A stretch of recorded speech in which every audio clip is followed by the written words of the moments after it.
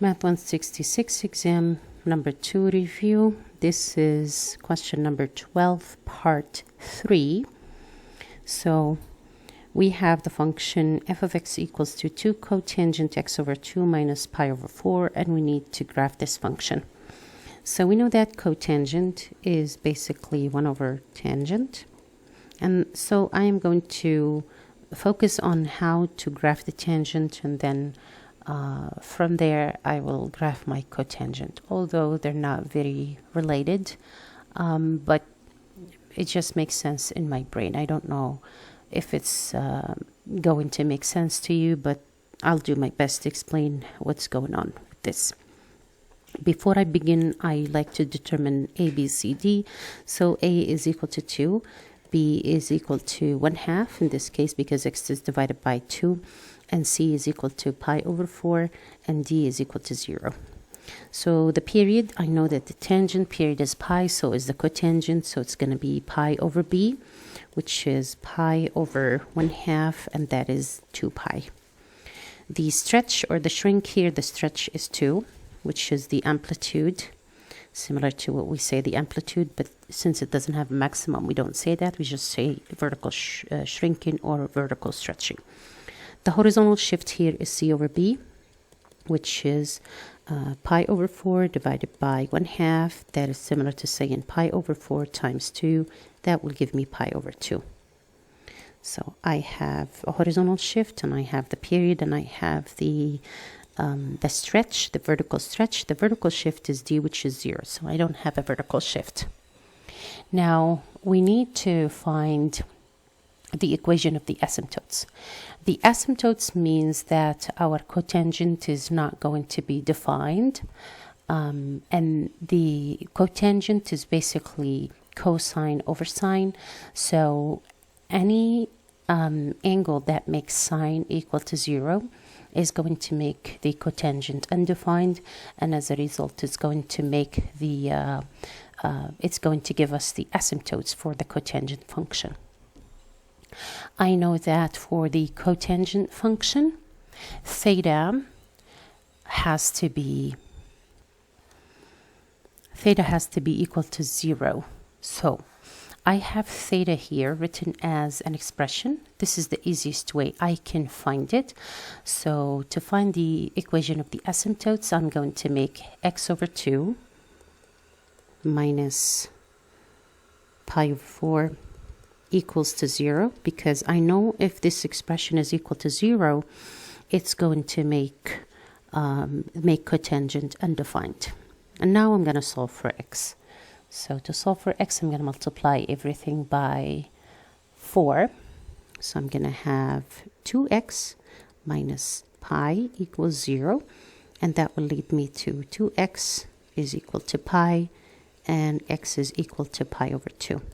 So here is my first asymptote. This is the first asymptote. It happens at pi over 2.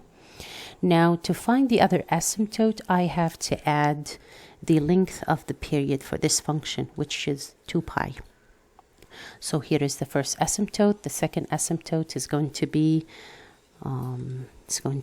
x equals pi over 2 plus 2 pi, this period.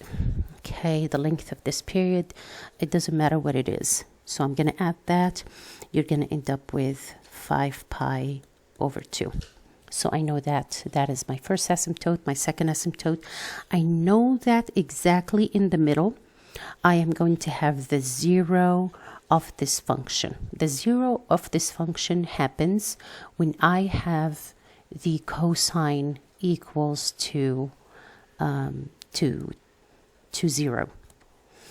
The angle at which cosine is equal to 0 is pi over 2. So to find that, to find the middle point, I am going to make the expression, this expression inside equal to pi over 2, and solve for x. So x over 2 minus pi over 4 equals pi over 2, which gives me x over 2 equals 3 pi over 4. I'm going to multiply both sides by 4. I'm going to end up with 2x equals 3 pi, which is x will be equal to 3 pi over 2. So this is the middle point. Okay, now I found two asymptotes and the middle point. All I need to do now is to graph. All right, so here is the graphs. And since I found that my first asymptote is pi over 2, so I'm just going to divide my the x-axis. I'm going to number it by pi over 2 each time. So I'm going to add pi over 2. So here's pi over 2, 2 pi over 2 gives me pi, then 3 pi over 2. I know this is exactly the middle point. In fact, I didn't need to do this process because once you visualize it, you will be able to locate the middle point exactly. And then 4 pi over 2, which is 2 pi.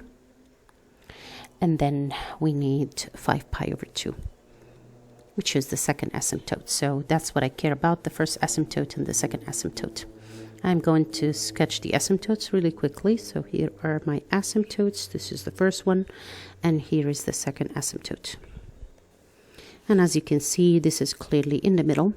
I know that the graph of tangent goes this way, and the graph of cotangent goes this way.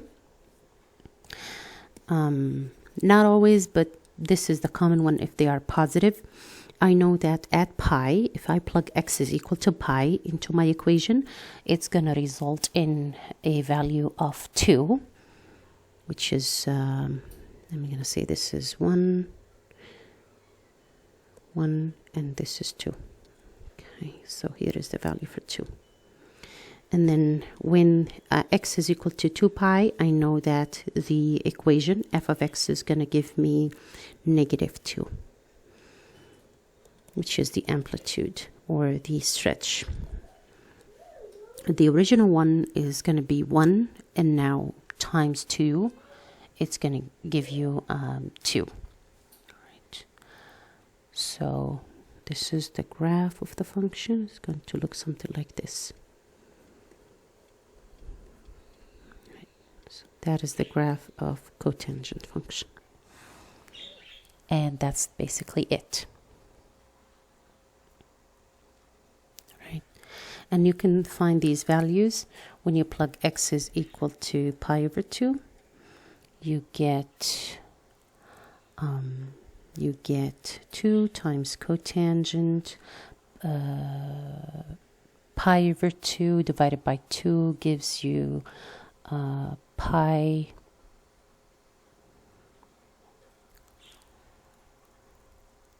Sorry, when x is equal to pi. I don't need x is equal to pi over 2 because that's undefined. The pi, this point right here, when x is equal to pi, this is equal to 2 cotangent pi over 2 minus pi over 4, which is equal to 2 cotangent pi over 4. And I know that cotangent pi over 4 is equal to 1, so this will give me 2. So this is the first point right here. To find the next point at the bottom, you plug this equal to 2 pi. So when x is equal to 2 pi, this will give me 2 cotangent 2 pi divided by 2 is pi minus pi over 4, which will give me 2 cotangent 3 pi over 4. I know that cotangent 2 pi over 4 is equal to negative 1, so the answer here is going to be negative 2. 2 times negative 1 is negative 2, and that's how I came up with this second one. Okay. And now, is negative 2 tangent pi over 2 minus pi over 4 the correct way to rewrite f of x? No, because tangent will have different asymptotes, which are going to be basically different from the cotangent that we have here. So to find these asymptotes, so I'm going to say no. And the reason is because we're going to have different asymptotes. We know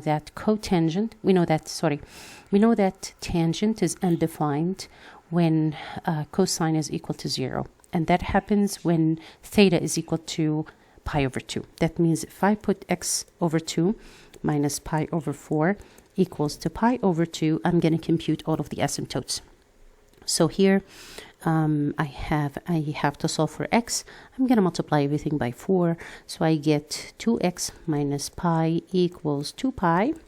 And that would give me 2x is equal to 3 pi, and x is equal to 3 pi over 4. No, over 2, sorry. So this is the first asymptote. And we notice this is exactly the middle point for our function, so it's not going to work. If you want to find another asymptote, you're going to add a full period to that, which is the period here. We computed it to be 2 pi.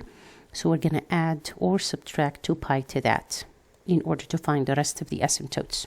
So the rest of the asymptotes are x is equal to 7 pi over 2 if you add 2 pi. If you subtract 2 pi, you're going to get x is equal to negative pi over 2, which are totally different from the asymptotes for this cotangent function. So no, that's not the correct way.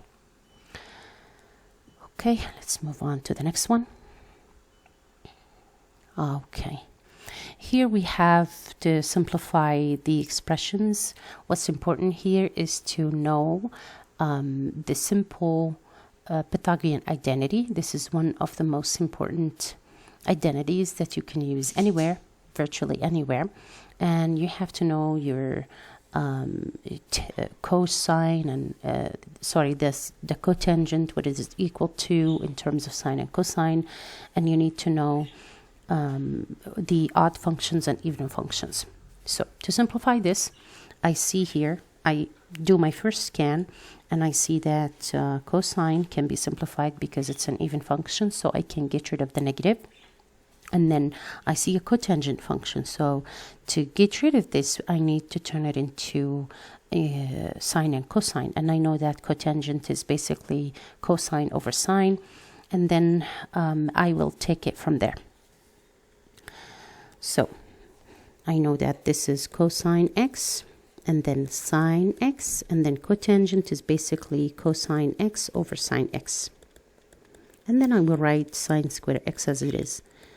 I know that sine square x is not going to be a big problem, because if it exists, I can easily use the Pythagorean identity to remove this and replace it with anything else. Now, looking at this, I see that I can cancel sine and sine, and cosine times cosine is basically cosine square. So this is cosine square x plus sine square x, and this is the famous Pythagorean identity, which is equal to 1. So the whole expression here is equal to 1. If I want to scan this expression, the first thing I see fractions, and they don't have the same denominator. So what I will do, I'm going to try to have a common denominator. The first denominator here is missing a cosine, and the second denominator here is missing 1 plus sine theta. So I'm basically multiplying them with each other. So I will take cosine theta over 1 minus sine theta. And then I'm going to multiply with cosine theta in the denominator, and I'm going to multiply with cosine theta in the numerator, because whatever I do in the numerator, I have to do in the denominator. Same here, so I have cosine theta in the denominator, and I want to multiply this by 1 plus sine theta to make it a common denominator, because it's missing here. And then I have 1 plus sine theta, this is the original one, and then I have to multiply with 1 plus sine theta because I multiplied the denominator with that. Now what's going to happen, I will have a common denominator of cosine theta times 1 minus sine theta, and in the numerator I'm going to have cosine square theta from the first expression plus 1 plus sine theta all squared. So now what I can do, I know that I have to FOIL this expression, because it's easier for me to gather all of the sine square and cosine square and make them 1. And I know if I FOIL this expression, I'm going to get sine square. So this is going to become cosine square theta plus 1 plus 2 sine theta plus sine theta squared over cosine theta times 1 plus, this is a plus sign, plus sine theta. Now I know that sine plus cosine, sine square plus cosine square is equal to 1. So what I can do here, I can say this is equal to 1 plus this one here plus 2 sine theta over cosine theta times 1 plus sine theta. Okay, so that becomes 2 plus 2 sine theta over cosine theta times 1 plus sine theta. I see this expression is very similar to this expression, except for this is multiplied by 2, so I can pull 2 out as a common factor. It's going to become 2 times 1 plus sine theta over cosine theta times 1 plus sine theta.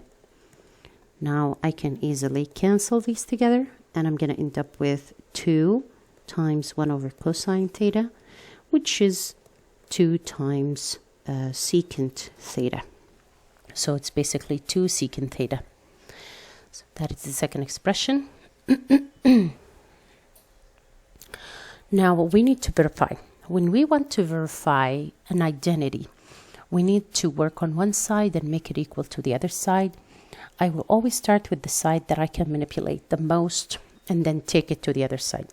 If I start with cosine square sine x sine to the third power, probably I'm not going to go too far.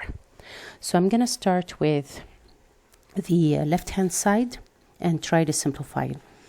I see here that I have sine 3x. I know that I can break the 3x into 2x plus x because I know how to find sine double theta, but I can't find triple theta yet.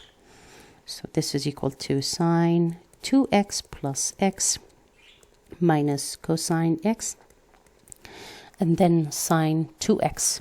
I know that sine 2x is equal to 2 sine x cosine x, so I'm going to replace it right away. 2 sine x cosine x. Now I'm going to replace this expression. I'm going to expand this expression. I know that the sum formula for sine says sine the first angle, cosine the second angle, plus matches cosine the first angle, sine the second angle. And then I will finish the rest.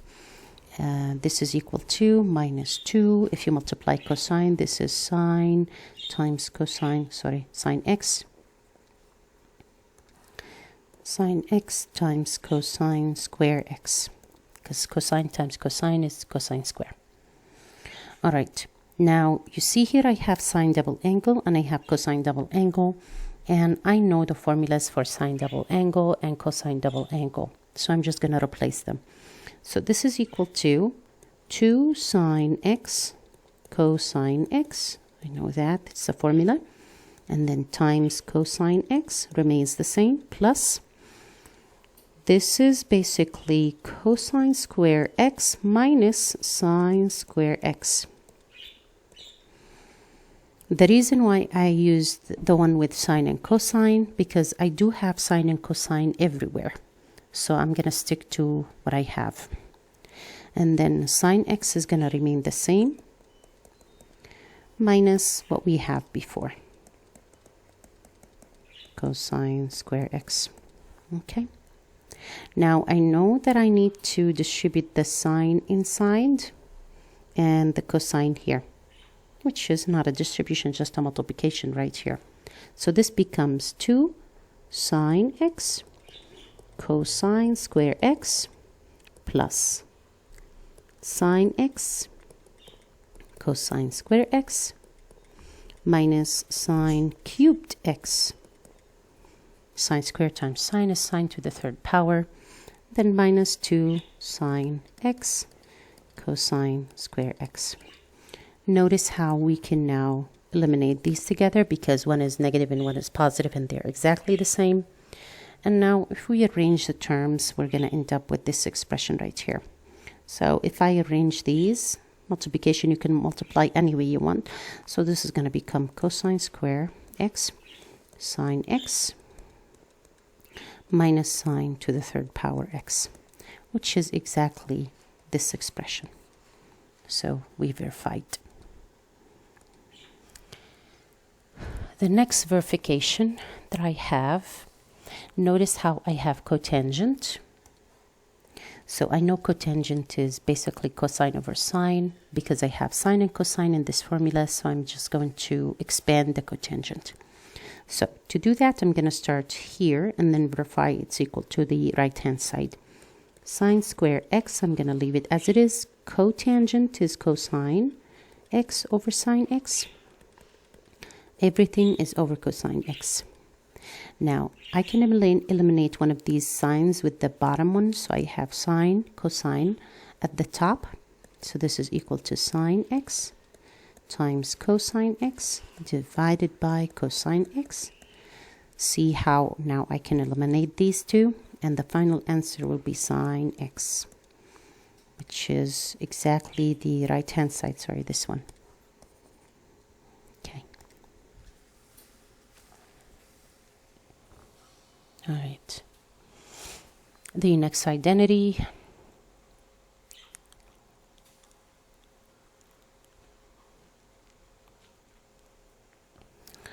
I know the sum formula for sine and the difference formula for sine. So I'm just going to expand these.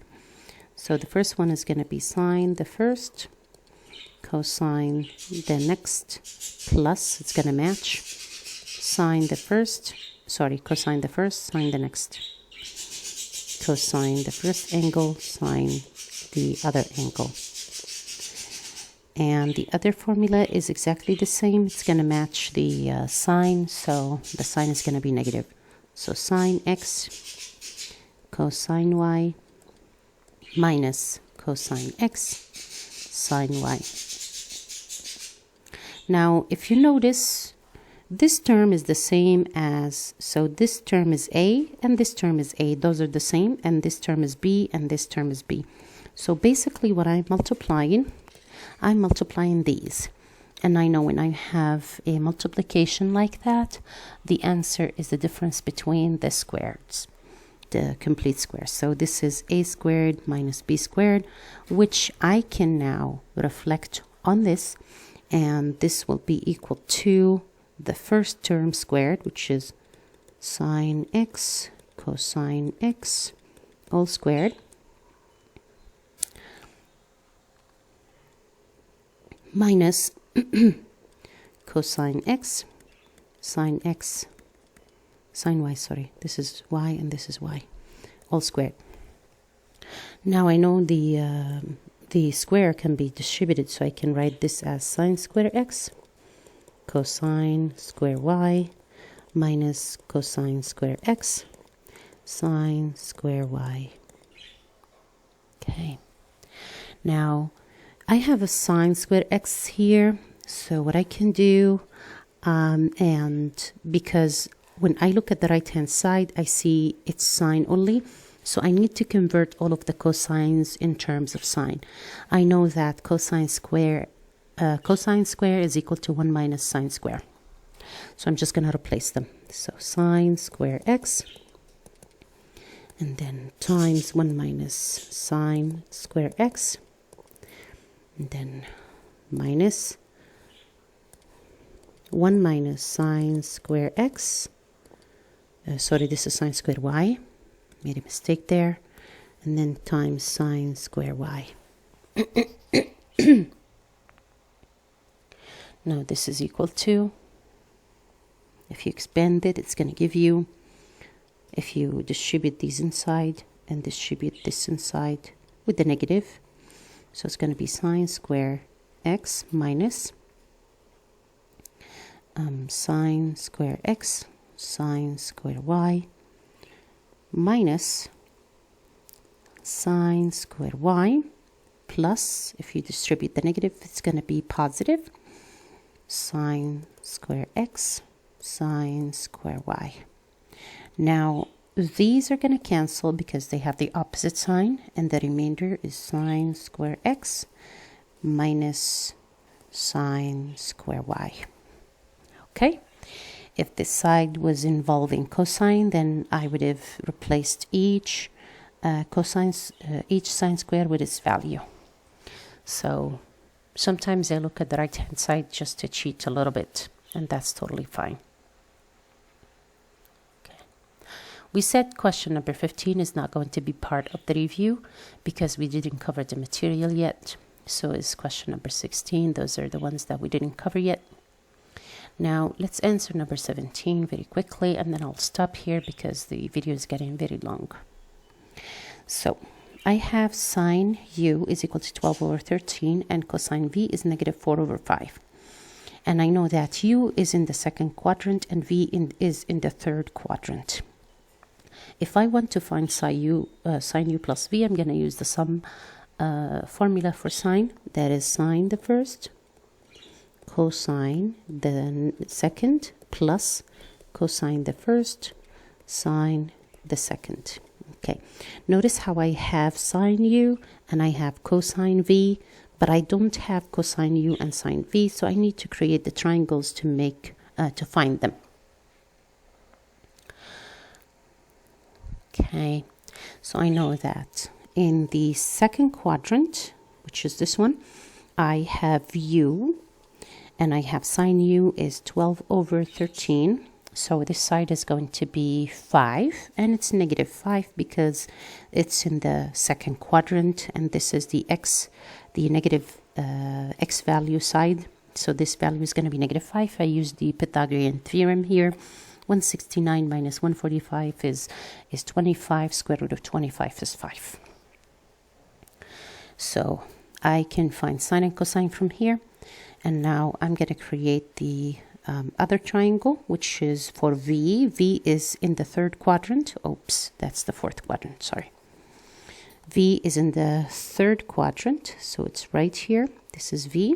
And I have cosine v is up adjacent over hypotenuse, so it's negative 4 over 5. I know this side is negative. And then to find this side, it's going to be equal to 3, and it's negative because it matches the negative side of y, and it's in the third quadrant, so x and y both are negative. R is always positive, and I use the Pythagorean theorem here to find the lengths. Now I can just plug in the values. Sine u, it's given, which is 12 over 13. Times cosine v, so I'm going to look at this one. Cosine v, it's given, negative 4 over 5. And then plus cosine u, here is u, cosine is adjacent over hypotenuse, over sine v is opposite over hypotenuse. So now we're going to compute. This is negative 48 over 65, and then plus negative 5 times negative 3 is positive 15 over 65, which is going to boil down to negative 33 over 65. Please correct my math if that's wrong. Now tangent to v, this is double angle formula for tangent. I know this is equal to 2 tangent v divided by 1 minus tangent square v. And I know tangent v is here, so tangent v is opposite over adjacent, which is negative 3 over 4. So it's going to be 2 times negative 3 over negative 4, which is positive 3 over 4. So let me just use positive here. 3 over 4 over 1 minus 3 over 4 squared. This is equal to 2 times 3 is 6. 6 reduces with 4 to 3 over 2 divided by 1 minus 9 over 16. I'm going to have a common denominator here, so I can write 1 as 16 over 16. So this becomes 3 over 2 divided by 16 minus 9 is 7 over 16. So I can rewrite this as 3 over 2 divided by 7 over 16, which is going to be 3 over 2 times 16 over 7. I like to reduce before I multiply, so divided by 2 is 1, divided by 2 is 8. 3 times 8, 24 over 7. 7 times 1 is 7, so that is the final answer here. And this is the final answer for the first one. Hopefully that was clear. I'll see you in the fourth part